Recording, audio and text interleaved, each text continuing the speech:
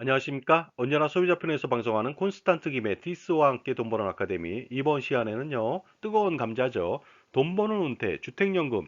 이렇게 바뀌면 반드시 가입할 수 있다 편이 되겠습니다. 제가 그동안 주택연금 가입을 만료했는데요.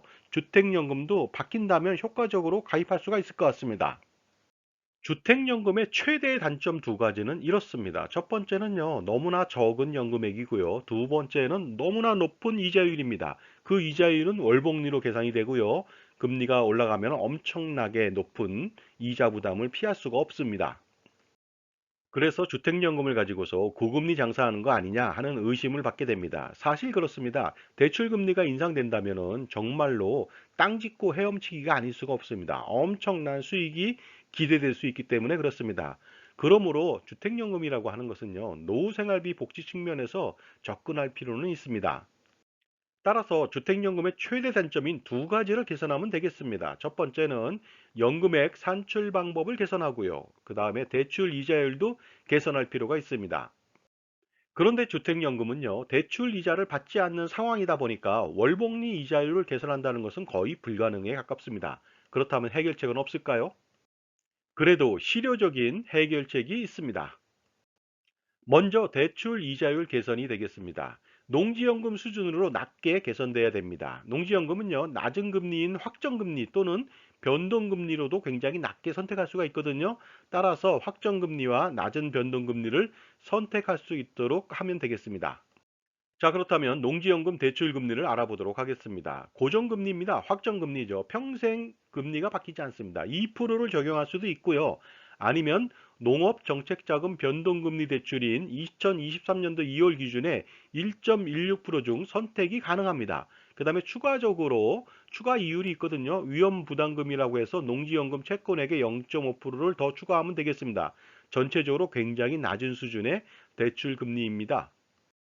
따라서 농지연금의 최종 대출 금리는요, 확정금리인 경우에는 2.5%로 굉장히 낮고요. 변동금리도 더 낮습니다. 1.66%가 되겠습니다.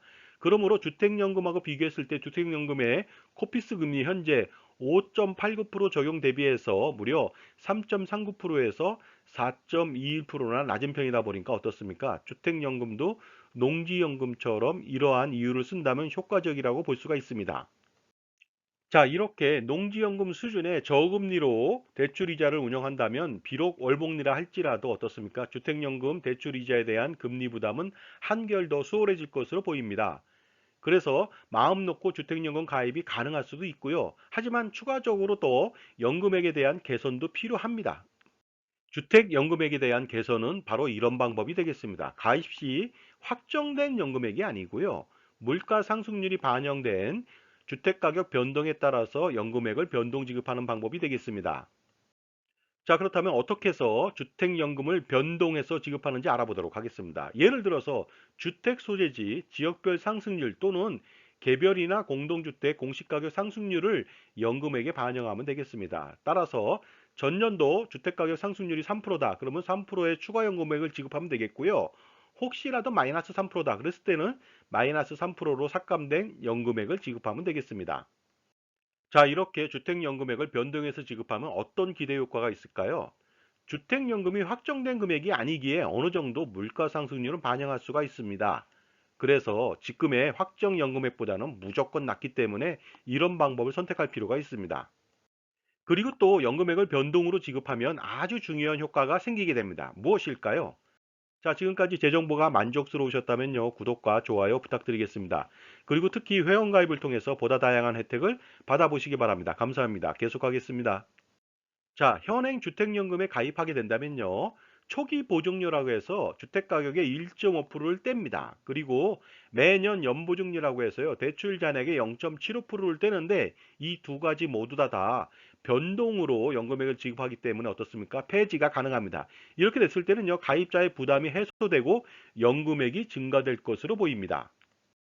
그리고 또한 공사도 부담이 해소됩니다. 왜냐하면요, 주택가격 변동에 따른 연금액 지급으로 주택가격 하락에 대한 부담을 해소시킬 수 있기 때문에 그렇습니다. 자, 이렇게 두 가지가 개선된다면 그동안 계속 반대했던 저도 주택연금 가입을 어느 정도 인정하고 독려할 수가 있습니다.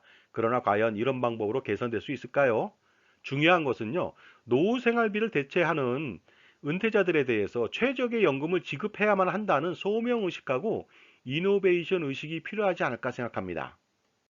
자, 지금까지 주택연금의 개선 방안에 대해서 알아봤습니다. 감사합니다.